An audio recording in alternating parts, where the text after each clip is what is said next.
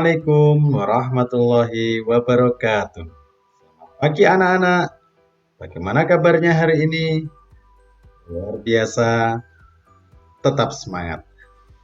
Masih bersama saya lagi, yaitu Pak Roni. Kita akan belajar tentang tema 7, subtematika pembelajaran 6, Mupel Bahasa Indonesia dan PPKN. Peristiwa mengisi kemerdekaan. Di PB5 kemarin, kita telah belajar bagaimana cara melukis dengan indah, yaitu yang diperpadukan dengan apa kemarin? Menulis surat. Oke, sudah siap anak-anak hari ini? Sebelum kita mulai, berdoa terlebih dahulu.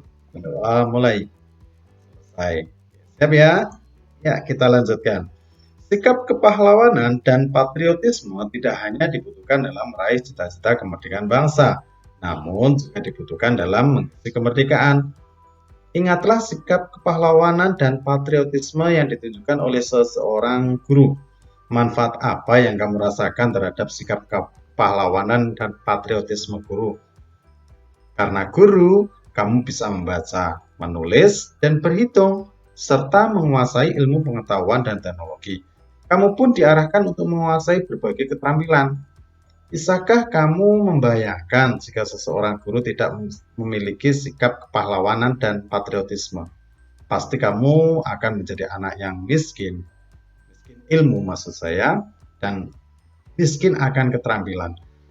Kamu akan tumbuh menjadi generasi yang tertinggal. Guru merupakan pahlawan masa kini bagi kita. Kita harus menghargai jasa-jasanya. Berbagai peristiwa dari masa penjajahan, pergerakan dan kebangkitan nasional, proklamasi kemerdekaan, dan usaha mempertahankan kedaulatan bangsa dan negara telah melahirkan banyak pejuang dan pahlawan bagi bangsa kita. Jasa mereka besar sekali. Kita pun harus menghargainya. Bagaimana caranya? Cobalah kamu baca bacaan berikut ini. Menghargai jasa para pahlawan. Bangsa yang besar adalah bangsa yang bisa menghargai jasa para pahlawan. Pepatah itu mengingatkan kita untuk menghargai jasa para pahlawan. Para pahlawan telah berjuang dengan mengorbankan harta, benda, jiwa, bahkan nyawanya untuk meraih kemerdekaan seperti yang sekarang ini kita nikmati. Berkat pengorbanan dan pengabdian bangsa terhadap bangsa ini, kita bisa terlepas dari penjajah dan menjadi negara yang merdeka, bebas, dan berdaulat. Kini, kamu sebagai putra-putri penerus bangsa mempunyai tugas untuk meneruskan cita-cita para pahlawan. Kamu berkewajiban melanjutkan perjuangan pahlawan sebagai pahlawan pembangunan mewujudkan bangsa Indonesia yang sejahtera, aman, damai, tertib, dan tentram. Dan juga mungkin lebih bahagia lagi. Dengan demikian, kamu telah turut menghargai jasa para pahlawan. Untuk menjadi pahlawan pembangunan, kamu dapat menerapkan nilai-nilai kepahlawanan yang telah ditujukan pada mereka. Berikut nilai-nilai kepahlawanan yang bisa kamu terapkan dalam kehidupan sehari-hari. 1. Rela berkorban. Sikap rela berkorban adalah sikap yang lebih mementingkan kepentingan bersama di atas kepentingan pribadi. Sikap rela berkorban dapat dibiasakan di lingkungan rumah, keluarga, dan masyarakat. Kita harus peduli terhadap orang lain. 2. Berjiwa besar. Berjiwa besar adalah sikap yang menerima segala yang terjadi dengan penuh kesabaran dan keikhlasan. Berjiwa besar dapat diwujudkan dengan mau menerima kekalahan dengan ikhlas, meminta maaf, dan memberikan maaf. Itu adalah cara salah satu yang bisa kita terapkan menghargai jasa para pahlawan. Terus apa toh cara menghargai jasa para pahlawan tadi? Yaitu mengembangkan perilaku rela berkorban. 2. Mengisi kemerdekaan dengan berguru dan bekerja bersungguh-sungguh. 3. Peduli kepada orang lain. 4. Lebih mementingkan kepentingan bersama di atas kepentingan pribadi. Ya. Ayo kita mulai belajar dari masalah ini, terus kita pecahkan bersama. Bel tanda masuk berbunyi. Semua siswa masuk kelas. Ketika akan masuk kelas, kita tidak sengaja Bambang menginjak kaki Heru. Bambang meminta maaf kepada Heru, tetapi Heru justru memarahi Bambang. Heru menganggap Bambang sengaja menginjak kakinya. Persoalan sepele ini terjadi menjadi besar. Nah, jika kamu sebagai Heru, tindakan apa yang akan kamu lakukan kepada Bambang? Ya, jika menjadi Heru, sebaiknya memaafkan apa yang telah dilakukan Bambang. Hal ini dikarenakan Bambang tidak sengaja dan tidak ada niat sengaja menginjak kaki Heru. Nah, jika kamu menjadi Bambang, tindakan apakah yang akan kamu lakukan pada Heru? Ya, jika kamu menjadi Bambang, niscaya akan memaafkan kepada Heru. Ya, harus memaafkan serta menjelaskan apa yang telah dilakukannya. Ia tidak sengaja dan berjanji akan lebih berhati-hati lagi. Tuh, kan jelas kita harus saling mengerti, saling memaafkan. Betul. Coba masalah yang kedua. Di kelasmu sering diadakan ulangan harian. Pernahkah kamu menerima nilai yang kamu harapkan dan nilai yang tidak kamu harapkan? Bagaimana sikapmu jika menerima nilai yang kamu harapkan? Kamu ternyata mengharap nilainya 80. Ternyata terjadi apa ya sikap kamu terhadap tersebut? Ya pastinya kita bersyukur dan nilai yang baik tersebut sanggup dijadikan penyemangat serta kembali berguru lebih ulet. Sebab mempertahankan nilai cantik lebih sulit merebut dari nilai bagus tersebut. Ya, yang kedua,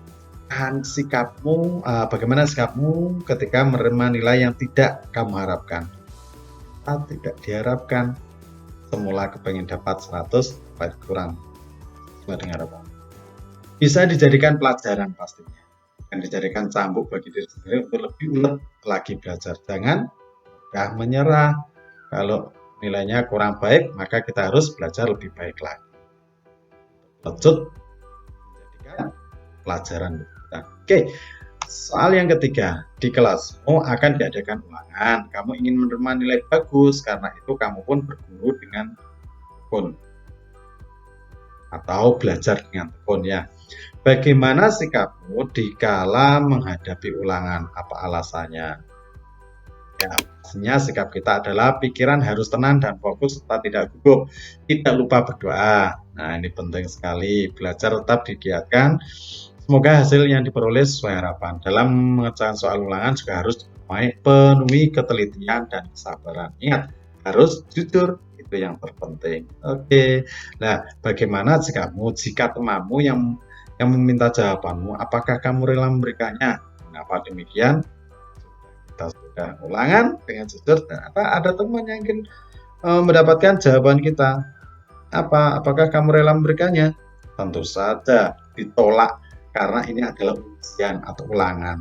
Sebab itu melanggar peraturan, tidak dianjurkan bekerja sama dalam kejelekan. Kalau ada tugas yang lain, itu sangat penting. Kalau ada teman yang membutuhkan dalam hal yang lain, kita harus membantu. Tapi dalam ulangan, jangan sampai kita melanggar aturan, karena ulangan harus dikerjakan sendiri-sendiri.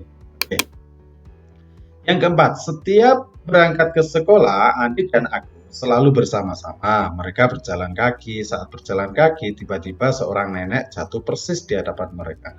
Agus dan Andi terus berjalan sebab takut terlambat sekolah. Padahal nenek itu membutuhkan tunjangan mereka untuk sanggup berdiri. Apakah perilaku Andi dan Agus mencerminkan perilaku rela berkorban? Mengapa? Ya, sikap yang dilakukan Andi dan Agus tidak memperlihatkan perilaku rela berkorban. Kenapa? Mereka tidak rela berkorban jika terlambat dan sanggup sanksi atau hukum demi perbuatan yang lebih mulia, yaitu apa tadi? Menolong seorang nenek yang sedang membutuhkan pertolongan. Nah, ini kalau ada orang yang sudah renta, tua, membutuhkan pertolongan, kamu harus segera. Ya. Jika kamu menjadi Agus atau Andi, tindakan apa yang akan kamu lakukan? Pastinya sebaiknya kita harus menolong nenek tersebut dan rela tiba terlambat di sekolah. Kita siap mendapatkan eksekusi, sebab menolong nenek tersebut nilainya lebih besar daripada tiba tidak terlambat ke sekolah. Ini ya patut dicontoh. Oke. 5. Saat Pak Guru sedang menjelaskan di depan kelas, ada dua orang temanmu yang asik berbicara sendiri. Mereka tidak memperhatikan klarifikasi Pak. Bagaimana sikapmu terhadap dua temanmu? Mengapa demikian? Ya, kamu seharusnya menegurnya dengan halus sebab mereka tidak menghargai Pak Guru sedang menjelaskan pelajaran. Selain itu juga mengganggu teman-teman yang lain yang terus mendengarkan serta tidak ikut-ikutan berbicara dengan mereka. Ya. Nah, bagaimana perilaku yang seharusnya dilakukan oleh kedua temanmu kalau Pak Guru sedang mengajar? Ya pasti kalau ada mengajar harus sebaiknya mereka mendengarkan apa yang disampaikan oleh Pak Guru. Sebab menghargai tindakan yang dilakukan Pak Guru serta dengan mendengarkan pelajaran Pak Guru juga memberikan manfaat bagi diri sendiri, yaitu bertambahnya wawasan dan ilmu pengetahuan. Itu adalah sedikit tentang belajar dari masalah. Sikap yang juga mencerminkan nilai-nilai kepahlawanan adalah cinta tanah air. Sikap cinta tanah air dapat diwujudkan dengan berbagai cara. Salah satunya mengembangkan dan melestarikan budaya bangsa. Unsur budaya bangsa yang dapat kamu pelajari dan kamu kembangkan adalah seni lukis daerah. Pada pembelajaran sebelumnya, kamu telah belajar mengenai pengertian, ciri, contoh, dan bahkan kamu telah mencoba menerapkan dengan memadukan ke dalam surat undangan. Sekarang, buatlah karya seni lukis daerah berupa gambar kesenian yang berasal dari suku bangsa atau daerah kamu sendiri. Ini adalah contoh. Kamu gambar ya. Ini contohnya yang belum diwarnai. Lukisan-lukisan tersebut hanya sebagian dari karya yang menggambarkan keanekaragaman kesenian yang ada di Indonesia. Yuk, kamu juga bisa melukis dengan kesenian yang lain. Oke, anak-anak, itu adalah pembelajaran 6, tema 7, subtema 3. Demikian yang bisa saya sampaikan, kurang lebihnya mohon maaf, dan sampai terima kasih ya, sampai jumpa lagi. Tetap semangat belajar di di subtema 3 ini, bagaimana cara kita mengisi kemerdekaan dengan hal-hal positif. Kita akhiri dengan bacaan doa. Alhamdulillah.